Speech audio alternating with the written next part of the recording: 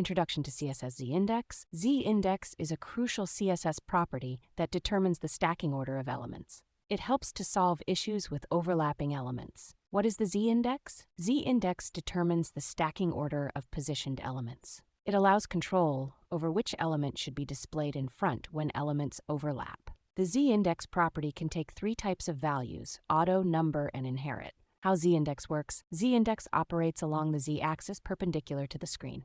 Elements with a higher Z-Index value are displayed in front of others with a lower value.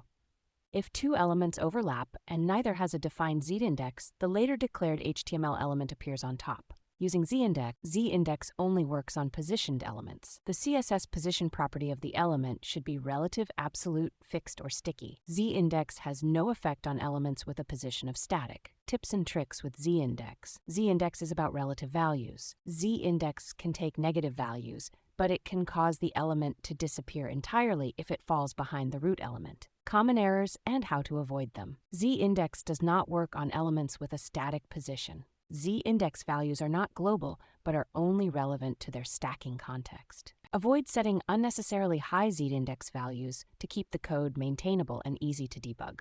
Conclusion: understanding and effectively using Z-Index is crucial for controlling stacking order and overlap of HTML elements. Z-Index operates within stacking contexts and only on positioned elements. Practice using the Z-Index property in projects to improve designs.